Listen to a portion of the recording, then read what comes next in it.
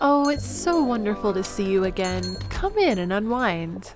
Welcome back to the Celestial Café, a podcast for the magical mind. So come, take a seat. Would you like something sweet? A star drop potion for the soul? Maybe an enchanted eclair as a treat? I just baked a batch of warm cookies with a dash of moonlight. I wonder what will happen if you take a little bite. Here is your bewitching beverage. Let each sip melt your worries away. It's time to open your mind. I wonder what magic awaits us today. Hello everyone and welcome back to the Celestial Café, and it's nice to see everyone. Hello returners, hello other hosts. Hi. I hope everyone's doing well. It's been so long. I know, I barely recognize any of you anymore. We should have talked about changing shirts in between recordings. I think We're supposed to do that. Duke said she was going to do that. Yeah, I was going to change hats every episode. I forgot. Wait, hold on. I got this. Oh, yeah? Oh, Yeah, you have sunglasses. no clue who I am You're now. a totally new person. Yeah. Like Clark Kent, where he's got the sunglasses or the glasses on, and suddenly he's not Superman anymore. Oh, yeah. My God, I love it. It's I'm like immersed. that meme where I saw the other day that was like, now that I've seen Zooey Deschanel without bangs and glasses, I Yeah. don't. Oh, I understand. yeah, she looks very different. I understand how people don't recognize Clark Kent. Actually true. But welcome back. It's nice to see everyone. We're already derailed. We're ready for that today, apparently. Yeah. I honestly, I don't even know what I'm here to talk about today. But the big one here is, so on the day that this episode is releasing, my first episode of my podcast is going to be out. Hooray! So yay! So right after you wrap up this episode, I invite you to go check out my new Oddcast, the Lazy Faezi Oddcast of Wonder and Whimsy. It's going to be a really short intro episode. It's like an episode 0. So it's just going to be me talking about what you're going to expect there, which I'll also share here. It's essentially we're going to still do our full moon coverage, except instead of full moon, it's going to be new moon, so that we can look at the new moon and the full moon, sort of watch that whole lunation occur, rather than just one, because the full moon is just one little scoop of the entire lunation process, right? I want to deep dive the entire lunar process that occurs. And we're also going to just be talking about the astrology and the magic and the esoterica of my favorite media, which is usually video games and anime. And I'm going to have people on sometimes because I want to lift up the people who I adore and talk about stuff that I just want to fucking talk about. It's not that deep. It's going to be really chill. Twice a month at least. More if I can sprinkle some interviews in wherever I want. And I hope that my Oddcast can be a space for the Celestial Cafe refugees that won't really have a podcast to stay at once this is wrapped up. And by the time that we wrap up Celestial Cafe, there will be 2 episodes total up, episode 0 plus the next episode, I guess, spoiler, a little tidbit for the Celestial Cafe listeners. Yeah, true. The episode 1 is going to be more of a heavy introduction for who I am, why I'm talking about these things, and we're going to be pulling some tarot cards and drinking some tea together. Just a really chill chat with me, and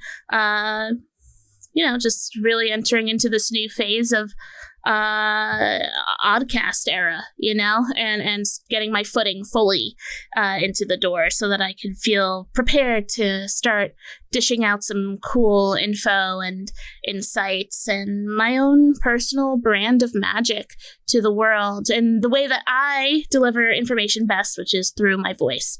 So I hope you all enjoy. Just throat chakra things.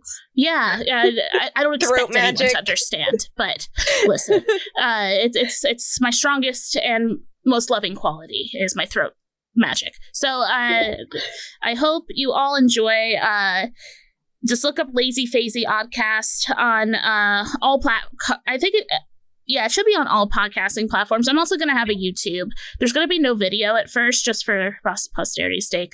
But one day, when I'm more in the flow. I've never really done anything like this, and I'm gonna be learning like the behind the scenes stuff.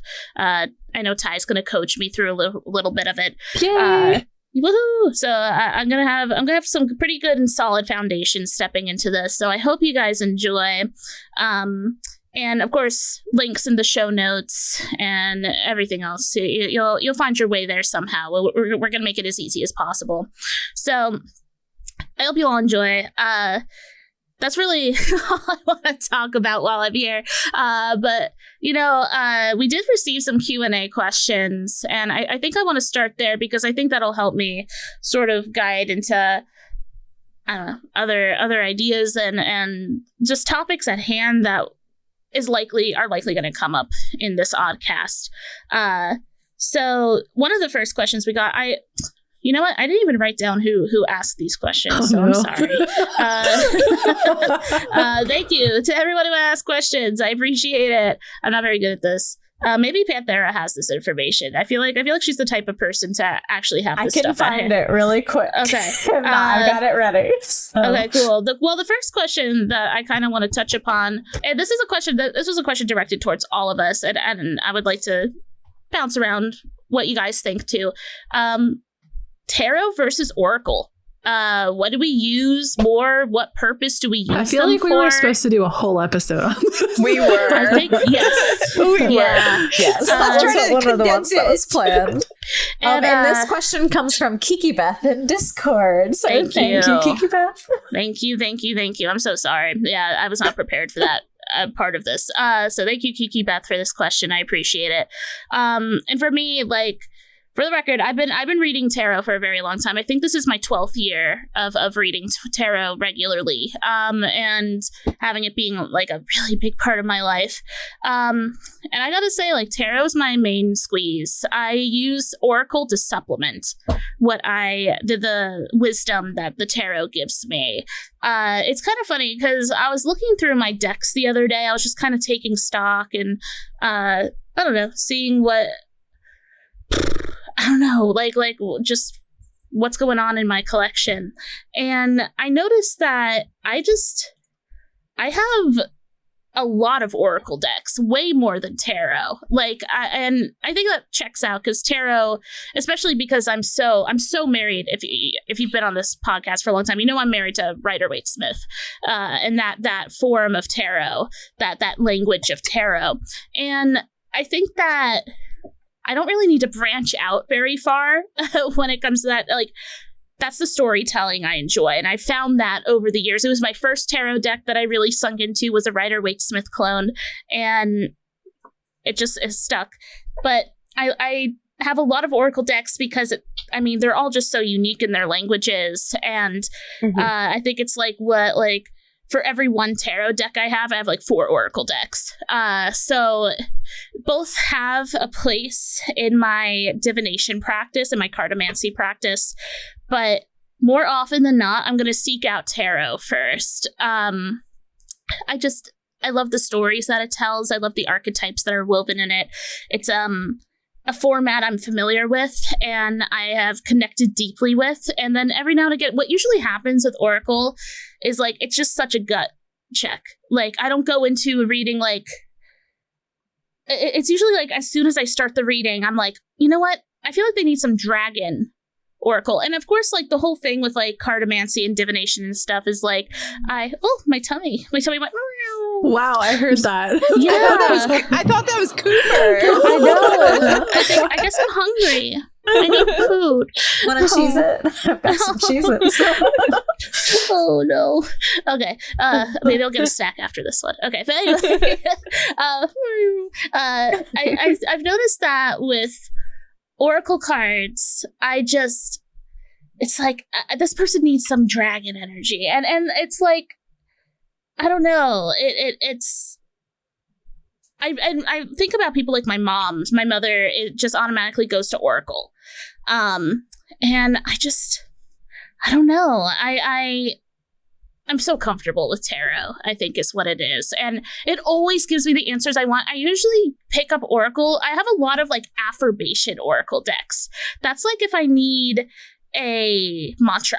You know what I mean? Or like a something that I could like repeat to myself. For me, like I feel like some extra encouragement. Tarot gives me the like practical understanding of a situation, and Oracle gives me like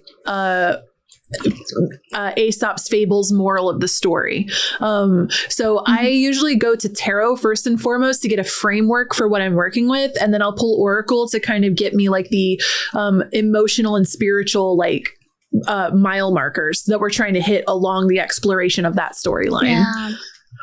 Like just an extra bullet point comes in with the Oracle card, right? Like a supplementary I find side it like dish. Oracle cards kind of tie the reading up in like a nice little bow for me. It's like I oftentimes pair my tarot readings with like I have like animal allies cards, or like very like archetypal kind of decks are my favorite Oracle decks, and they just kind of help wrap up the reading into like one or two like overall themes, which I really like.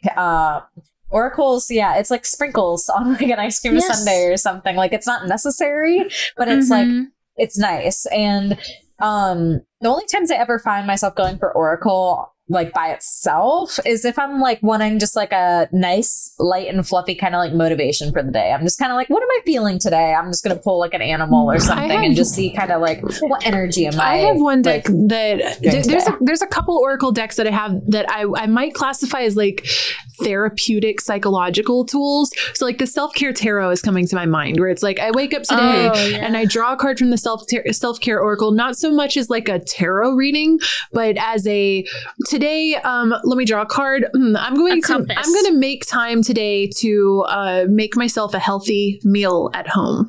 How did I know you were going to say that one? Look at that. Or like there's a bath in there, or there's music or art. Like that one I think is, and there's other ones I have that are mindful messages. That is a really good one. That's just like you said, I think Panthera mantra. So like I'll pull one, and it's just like a really nice phrase or a powerful phrase to carry with myself that whole day.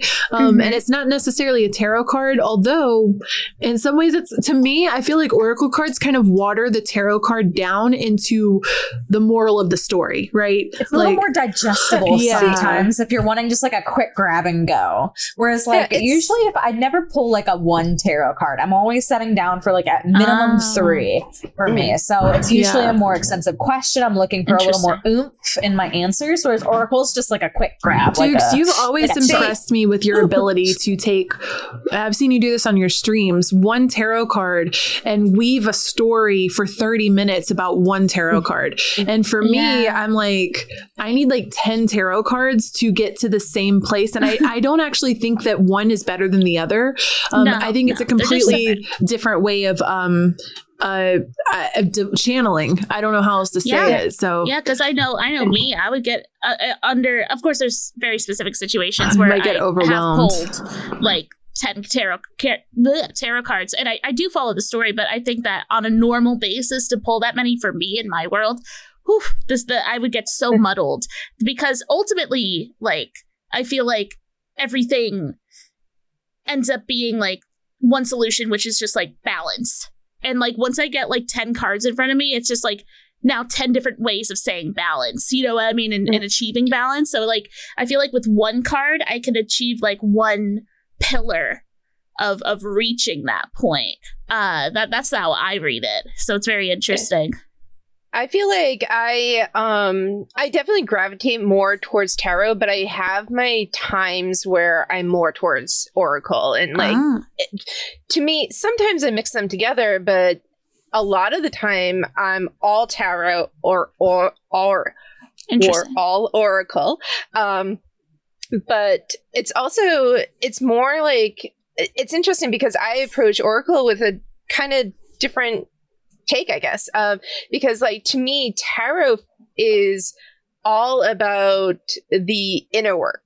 It's all like, to me, that's how I approach tarot. That's how I've always approached tarot. It's like messages that I need to know to work on stuff inside and to work on myself as a person. And for me, Oracle is the practical steps that I need to do. That like the mindful messages or like even like I have the like fairy oracle is like go listen to music or go out in the sunlight and go pick flowers or something. Like it's the practical steps that I need to do to bring things into my everyday kind of life. But I think that's also dependent on what decks you have, because Oracle decks are completely different. I have a ton of different vibes from Oracle decks, but I tend to gravitate more towards the more practical ones. But I haven't touched them in forever. And when this subject came up, I was like, shit, you know what? I waited years to get, the fairy oracle from Brian Froud. And I got it for Christmas. I have not touched it because I kept saying I was going to make a YouTube video, and I just burned out on doing YouTube, that type of YouTube content. And but I just like I pulled it out, but I'm just like, you know what? I just gotta do it. So I guess I'm gonna take it out tonight and mess around with it. It's awesome. But I've actually been using it a ton in readings lately. Like, I don't know, a lot of people are just needing to tap into the sacred fae energy for real. Like, and all the ways that it, both in the sense of just connecting back to nature, but also the way that I've been getting fae coming through a lot in my readings lately is like embracing the chaos that is nature and that is of humanity. And it actually kind of leads into my next question that was given to me. And I believe that this was from Madison in one of our emails. So thank you for that. And they essentially asked, are there any moments looking back where you did a major oopsie working with the fae, or like any really bad experiences that question. made you want to stop working with them? And I think that's a really good question, and maybe something that even should have been brought up in the Fae episode, which everyone should watch, by the way. One of my favorite episodes that I've done on here. It was so much fun. Definitely check it out. We'll have it linked down below. Definitely. And it's hard because I feel like I did the bulk of my Fae work as a child. And then by the time that I was reaching a point where I was like cognitively realizing that the energies I was like interacting with were like very forest, nature-y based spirit realm sort of things. I think I already went through a lot of the trials and tribulations of fae pulling tricks on a child, and then I kind of worked my way up to just being friends and and maybe even like just on an even playing field with them. I kind of proved to them that I was like not gonna burn the forest down, like just like shit like that. But yeah, I think one of my earliest childhood memories of like, how do I even word this? It's always so hard because I think that a lot of fae work in my experience has happened in this. I took a lot of naps in the forest. That is how I communed with the fae the most. There's a grassy, mossy knoll in my favorite part of the forest I grew up in that I would just curl up and take a nap. And it would be in this sort of hazy, half awake, half dream state where I would receive very direct messages, very direct insight, I think, and peeks into this liminal space, because I could definitely say I've never seen anything with my awake eyes, right? Of like this very big consciousness that we all have when we're just walking around awake. All of mine have been in this very liminal space that I'm very comfortable exploring in. And one of the times I woke up and first of all, I forgot about this part. I woke up and there was a black feather in front of me, which I've never had seen before. I forgot that part until right now. And like, I was like 6, 7 years old. Like, woohoo, feather! So I grabbed the feather. And I'm walking around. I put it behind my ear. And there's this buzzing in this ear. I forgot that's why the buzzing was happening. Buzzing. And it made me want to keep turning around, like to look. And then I was turning. And I got myself dizzy and lost. Because I just felt like I had to keep turning. It was in my right ear. Turning right. And I didn't get home till late that night. And that was the first time I was like, I don't want to go back there. You know, I don't want to do that again. I was like, that's a little scary. Like I felt a little spirited away for a second. Like looking back, right? At the time, it was just like, ooh, scary thing at the forest. And I think I remember like taking off the feather and putting it somewhere. I was like, I don't want this anymore. That's interesting. That for years I've been thinking about that story, but I always forgot what made me want to spin in a circle so many times. And it was that buzzing, and right after I put the feather behind my ear. That's interesting. But you know, like it's hard to say sometimes. Like if there was that was probably the biggest moment that I was like, I don't know what I'm interacting with or what I'm doing out here necessarily, but it's like bigger than me, you know, and it's larger than just a girl enjoying her time sleeping in the forest, you know. And luckily, like now we have a lot of, like, me and the Fae, we got a lot of ground rules, like, essentially, where like offering at this point gifts come in return, right? But I think that I have a very special and unique Fae situation that maybe not a lot of other people would experience, and I'm still learning how to put a lot of these things into words, and and also even have the confidence to talk about them, because this is a very controversial slash insane, like, medically. No, not like medically. Like this is the one where even in like the witchcraft areas, there's a lot of people that are like side-eye skeptical about. Yeah, sure. And it's like I just know what I know, and I think that what the relationship I have with the Fae is very carefully curated as an adult, and I think I just quote unquote fucked up a lot as a kid. But I also think there was a respect, given that I just kept coming back. Just you didn't learn your lesson, and they were like, no. And I think that eventually, she's the one for us. Literally. And I think that eventually became like, okay, we're taking her under our wing. No pun intended.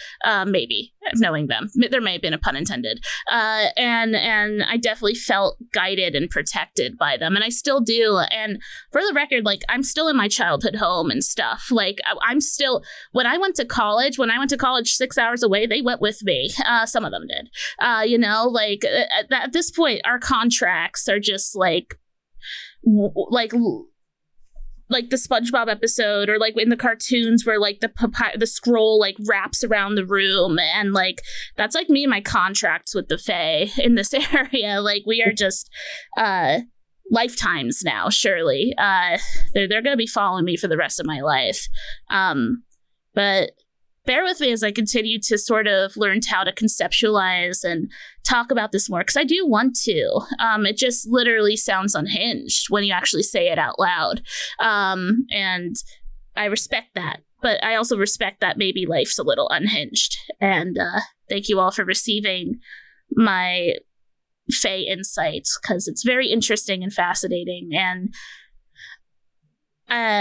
it's scary sometimes, for sure. But nothing that, like I said, that was the first time that I was like, ooh, like I want to go home, you know, and not come back here.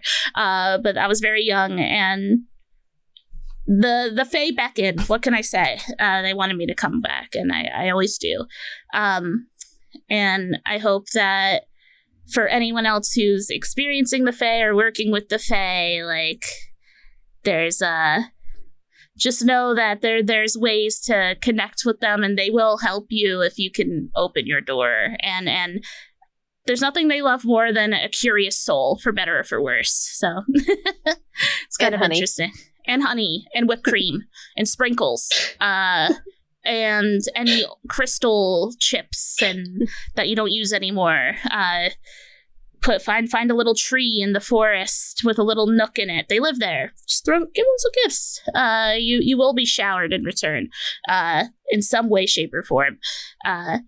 But yeah, that makes me think another like spot I'm going to be digging into. If y'all watched the episode that we put up last week, there's the Cherokee Little People out here is the lore, which are I think the fae of this area. Yeah, so that's fae. That's another little one that I'm going to be deep diving into. And my mom's one of my mom's friends, who grew up on the reservation, says that she would fall asleep in the forest and then would wake up with like little bows tied in her hair and stuff like that. Exactly. So. Yes. Twigs. And, like I know where I fell asleep. I knew how I was sleeping. And why would I wake up like with like little stones in my hair, little twigs wrapped perfectly, just like little instances like that. Unless someone's the greatest prankster of all time. I don't know. Yeah, exactly. Like, how did you know I was sleeping here? Like, yeah, like it's very interesting to think about. But another question that was given, kind of going back to the tarot thing, and I would love to hear your guys' answers too, if you have any relevant answers to this. This was also asked by Madison in the email. Thank you again. Have you ever given a really bad tarot reading, as in one that has made you seriously concerned for the other person, for the person that you're reading for? A reading that has, a reading that has made you kind of stop and go, are you okay? like actually okay. So really early. I have for myself. Fair. True. I've gotten some pretty nasty tarot readings about myself that really stare you right in the face. But very early on, I have two things that come to mind here. This was like a month into me reading tarot, and I was reading tarot nonstop. I was the tarot girl suddenly in high school, and people would be stopping me in the hallway, grabbing my arm. Hey, don't go to your class. Like, read my tarot instead. Okay, say less. Like, I won't go to class. Like, I will read your tarot in the bathroom, right? And so I'm dishing out tarot readings. I must have done like 50 within like a week, right? And like, once again, it's this time it's after school. I went to the foreign language club. Only the coolest kids go to the foreign language speaking club. And once you know it, it was tarot time. Everyone wanted a tarot reading from Duke Dugertons. So they all sat at a table, and I'm having them rotate out. And I still got my little white book in front of me, right? I'm still brand new to this. And was this with the gummy beer tarot? Yep. I was using my gummy bear tarot, my tried and true for like 5 years, the first 5 years of my tarot journey. I just used my gummy bear tarot. And I had someone sit down in front of me, and I start pulling cards. Of course, it's been so long, right? This was like 12 years ago. But like, I just remember I'm pulling cards like 2 of Cups reversed. I'm pulling like 7 of Swords. Like cards like that, where it's just like conflicts and I'm like deep in the book right now because I'm immersed, right? And I'm reading all the keywords, blah blah blah. I look up and there are just tears. Right? Just like, and this is the first very emotional tarot reading I did. And I was wondering why everyone got quiet around me. That's on neurodivergency. Me just like so lost. I didn't even feel the shift in the room change. And I'm like, oh shit. I'm like, are you okay? And it turns out that her parents like just divorced like a day ago. Like it was just like finalized and everything. And like, she was so upset, she like vomited in front of me. Like, just like, she was traumatized. That's fucking crazy. Holy shit. Yeah. So that's definitely someone who did not know what to expect getting a tarot reading. Yeah, and especially because I was doing like reading, and like the readings I was doing previously was like, oh, like, you seem to be feeling like a little like uncomfortable. I remember like the vibe in the room was just like, oh, like, I bet like you're just feeling like unconfident right now. And they're like, yeah, like I'm feeling really insecure because like I just like gained some weight, like was one of the readings. And I'm like, well, you gotta love yourself, you know, like, so it was like that kind of stuff where there was like a pep talk afterwards and they're like, oof, I feel so much better. And here comes this girl sitting down, not ready to get like psychologically analyzed because she's so torn up about a divorce that had just happened right in front of her. And the whole crutch of it was that she felt it was her fault. And it was so rough. And I was obviously out of my pay grade at this time. And like the teacher was like, okay, no more tarot. like, and then she had to like kind of take her out of the classroom and like make sure everything was okay. And I literally never saw her again. I think she avoided me. I don't think she liked that. And that was my first taste of like how deep tarot can go. And the other one that came to my mind was a few years in the future. I was in college at this point. Also the tarot girl at college, where I would just get strangers walking up to me and being like, my calling card were my giant heart-shaped sunglasses and my long pink Luna Lovegood hair.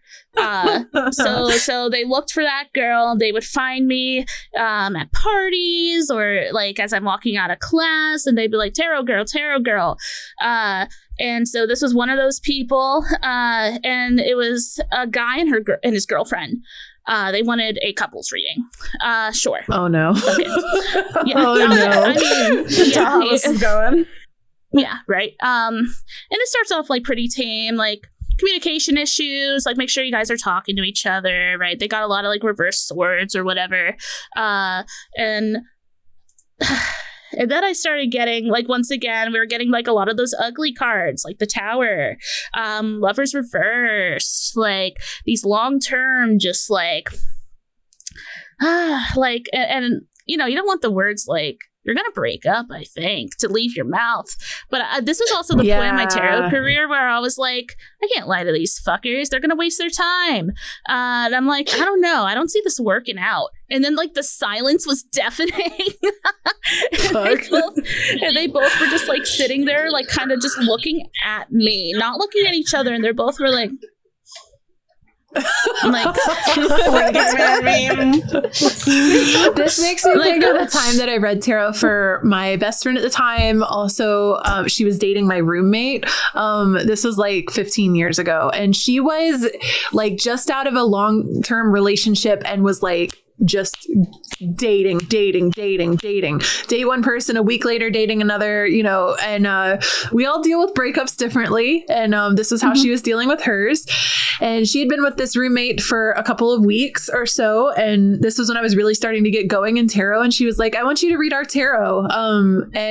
So I start to like, I literally like pull the cards out and I'm looking at them, and I look up at her and I'm like, he's gonna have to leave the room for this. Like, I can't. I'm not about to say all this in front of your temporary boyfriend, because like obviously this isn't going to work out, but it's also some shit that your temporary boyfriend probably doesn't need to hear either. And that's probably on like having known her for so long and having like a deeper relationship. But it was definitely, and there's definitely been my share of readings where it's like, I don't know, traumatizing for the person that's receiving it. And I don't understand that it's traumatizing, because a lot in the way that you were like the tarot girl in high school, that's what I felt like happened to me on Twitch, where it's like I start reading tarot and then all of a sudden everybody wants their tarot read. And I'm just going through 20 a night, you know, and they're kind of becoming routine. I'm not even thinking about it. And some really like, I'm so in the flow that I'm fully like channeling the information, and I'm saying some really deep shit that to me is, it's become routine. It's become like, this is just what the cards say. I'm just saying them, da da da da da. And I'm like, and it's even harder on Twitch because I can't even see your face. You know what I mean? Right. Oh yeah, that's so hard too. Yeah. And then next thing you know, they're just like non-responsive in chat and like, okay, I need to go think about this for a while, or you know, like, and it's like, oh shit, like, I'm sorry, dude. Like, I'm sorry. Yeah, like, I'm sorry, but I'm not sorry, because honestly, you needed to hear this. And I think that's what's valuable about online tarot readers or like Twitch tarot readers is we don't have a lot of the same this can either be good or bad boundaries that an in-person tarot reading will have, because we're not going to, this could be good or bad because we're not responding to your emotional, physical, facial expressions and state. We can keep pushing on topics that for me in person, I might pull back on some because I'm starting to notice your mood, you can see and the energy. Reaction. So I don't want to, we're behind a blinder. So on you Twitch, don't get the like unfiltered truth as like bluntly as you might, at least in my experience with being an in-person reader versus an online. They're called like confession boxes. Is that what they are? Or like the priest is behind them. Yeah, exactly. Actually, so yeah. No, that's exactly it. Like, and I've definitely given some tough tarot readings on Twitch too, where it's like, I actually another one that came to mind, sorry if you're listening to this because this was on Twitch, but there was another couple that came in one time on Twitch, and I had to give pretty similar, like, hey, enjoy the time you're at right now, everyone, because it's not gonna last, you know. Like it's gonna come to an end. And I remember like a week later, like I did that stream, and then a week passed and I did the next stream, and someone came in and they were like, hey, I want to say thank you for the tarot reading. My partner hated it, but I loved it. I was like, it's pretty telling that your partner hated it, but you thought it was really cool. I was like, so maybe jot that down. Like, you know what I mean? Oh, and by the way, for the record, so the first couple reading I mentioned, they did not last. They broke up probably 2 months after that reading for exactly the things that I had said, which was mostly communication issues. There were two very introverted souls that found each other because they were both introverted, and like unfortunately that introversion ended up being them not being able to speak their truth whatsoever, just because they were so shy, and it was very interesting. And so I guess those are like two of like the big like baddies in my mind, where like I felt like being the accidental breakup artist. Yeah, the deliverer of bad news, which I don't really like to be, but I'm glad it's me sometimes, because like I know how to say it, where like, and I've definitely gotten better over the years. Like I said, that was like 2 or 3 years into my tarot practice, and I don't know if I had quite as gentle of a hand back then. I was pretty eager to just be able to see those things clearly. It's like, you're gonna break up. Like, interesting, fascinating. Little Gemini scientist brain is more fascinated than heartbroken by this discovery, you know? I saw it so clearly in the cards. It was more like, good job, me. I'm really growing as a tarot reader. The messages are so clear right now. Crystal. But yeah, I don't know. Oh yeah, we do have one more question. We got enough time, right? To do the last one, which is something that we could talk about together too. And I feel like that all these questions are going to be like just related to the things that I talk about and think about on my podcast, you know. It's just going to be a safe space for all things mystical, magical, and wondertastical. It's true. So what do you do daily? And Panther, feel free to chime in with who actually asked this. What do you do daily to be or feel balanced or whole? Or alternatively... I thought the entire question was, what do you do daily? I'm like, that's a good question. What do I do? The question was submitted by Miss Lissa in Discord. Okay. Yes. Thank you, Miss Lissa. Sorry. Continuing the rest of the sentence. Yes. What do you do daily to be or feel balanced or whole? Or alternatively, what don't you do or struggle with? Well, it's funny that this is being asked because I just added something new to my daily routine, which has been amazing for me, which is a daily stretching routine. Not even yoga. I used to do yoga every day, but now I'm in this mode of stretching and just like purely listening to my body, because when I do yoga, it sounds so counterproductive and like opposite of what yoga teaches, but sometimes I get very deep into like the 8 limbs and the yamas and the niyamas and like the lifestyle of yoga, and which is amazing and should definitely be researched if you haven't. But I kind of wanted to start with basics again and just incorporate me getting back in touch with my body and just simply doing things like touching my toes and doing like open arm stretches, even like, you know, and I incorporate some stuff like downward dogs and stuff like frog pose is amazing. Just opens up those hips, all those hip openers I do every day. That has really, really helped me stay grounded and focused. And something that I've talked about a lot on this podcast is I like to bookend my days. I like to have a nice strong morning routine and a nice strong night routine, just so at least I know I can begin and end my days with just like an anchor, right? Something that really allows me to kind of flow in the middle, because I do need that sense of freedom somewhere in my day. And so I activate that when and a part of my morning routine is preparing for my day and like writing my to-do list and stuff, whatever that may be.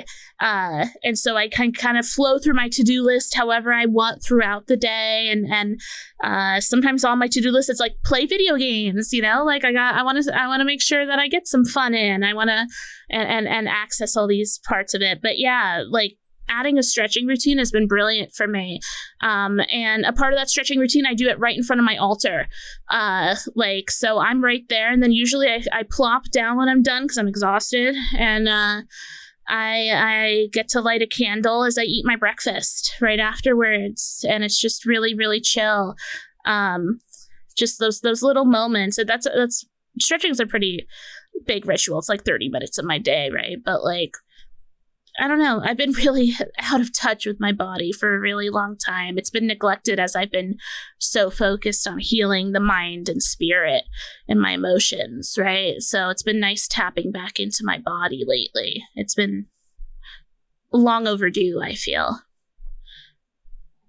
So does anyone else have I mean, routine? Right now I'm just trying to keep my head above water. So I don't know what balance is, but I'm trying to establish a routine of some sort. And part of that, the only thing I have down so far is on an almost daily basis, I actually put out fresh offerings on my altars, which used to be a daily thing for me. Like every single day, my ancestor altar and my Aphrodite altar got fresh water.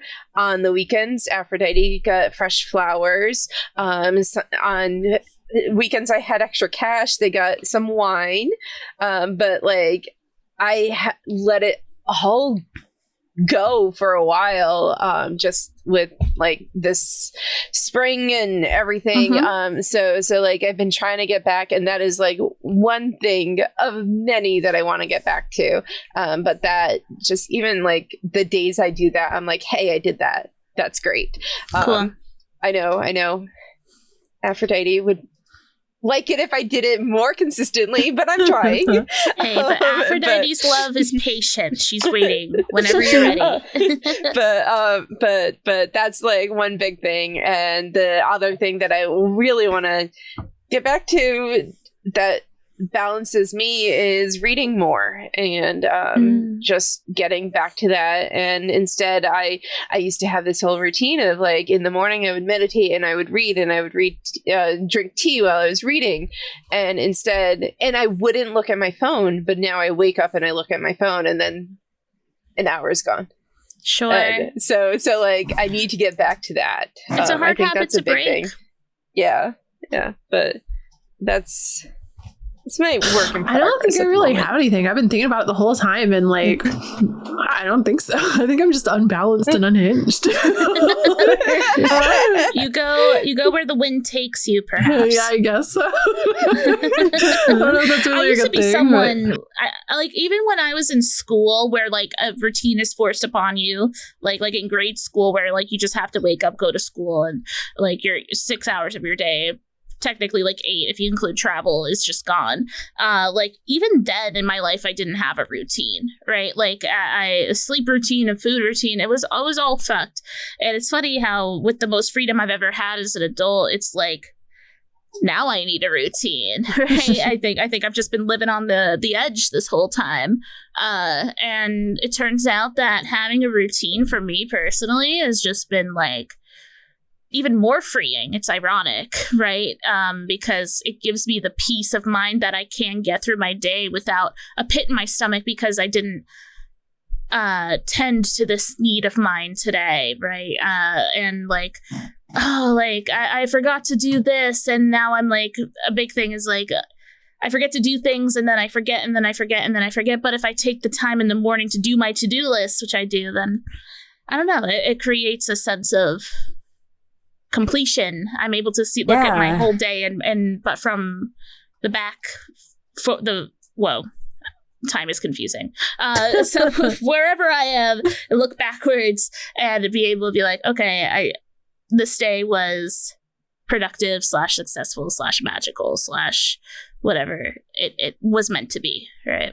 There's definitely something like very freeing about creating a schedule or habits that work for you rather than being forced to kind of fit to a habit or schedule that was created for a whole kind of. So I always struggled so much with actual like grade school scheduling, but I did it and I was consistent with it. And then college, when I had that freedom, it just went out the wall. Like I just didn't go to class. I just, because I didn't want to. And like, I was in control and I like completely like rebelled against the schedule that had been forced upon me. But now like, as what I would like to call a responsible adult, being able to create kind of my own routine, has helped me a lot. And it's, I've had months where I've been very, very good. And I've had months where it's completely out the wall, but I will say that one of the things that's like really helped me ground and stay stable is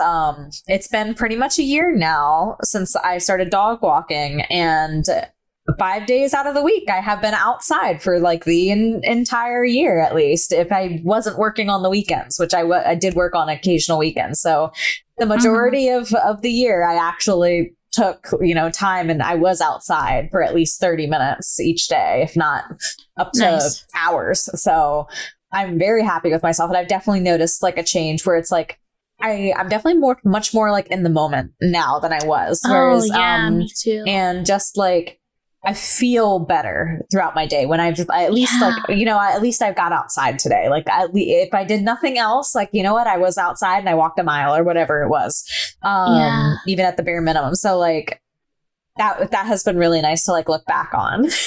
That's nice. And like I like what you said. Like it's sort of something that I kind of abide by too, is like having no 0 days, which is something that you hear a lot in like the grind set like parts of the world. But like also it's just good. Like, and everyone has a different definition for what something contributing to your day is. And I would definitely count like just getting some time out in nature to be like a non-0 day. Like, and especially as somebody who like suffers with seasonal depression a lot, getting outside during winter helped me to really appreciate it more. And I actually it got to the point where I noticed a difference in how I was able to tolerate temperatures throughout the year, at least outside. Inside, I'm like freezing all the time and I can't stop. But outside, I was like, oh, this is nothing. This is like hoodie weather. And it was like 40 degrees. And I was like, whoa, like Panthera from like 10 years ago who was living in South Carolina would never. Like this would have been like full snowsuit weather back then. Wow. Yeah, exactly. I agree with that. Yeah. I feel like my temperature changed too the more I got outside. Like it's been like a fun like challenge for my body. I feel like it's been cool. I agree. Yeah, no, that's awesome. But yeah, we should probably start wrapping up this episode. I feel my tummy needs a snack. Sorry if you've been hearing my tummy rumble. Like literally, literally after the first sentence I said, my tummy's been like, it's like, I don't know. I feel like I've well fed. Maybe just talking. I feel like it's a Gemini soul to start talking. It's like, wait, I need a snack while I talk. Absolutely. Or else I'm gonna be really sad. So I just want to say thank you all for listening just to Celestial Café over the past year and a half, 2 years, however long you've been here. And I want to thank you all for giving me the space for me to learn so much about the astrology in our world every month. Thank you for giving me the space to hone in my astrology student mind and grow it and expand it and lean into it further, getting the confidence to eventually bring this knowledge and my mindsets over to my own space that I can carry by myself on my two shoulders, maybe something I couldn't have done at the beginning of this journey. I hope you all can maybe in some way, shape, or form follow me to the Lazy Faezi Oddcast, and we can continue to grow together, sink deep into astrology together, fall in love with the moon together, learn about tarot, learn about the magic of Zelda and Ghibli movies and Pokemon and Sanrio and let's keep the good times rolling, you know, as Brennan of the Woods once said. And may we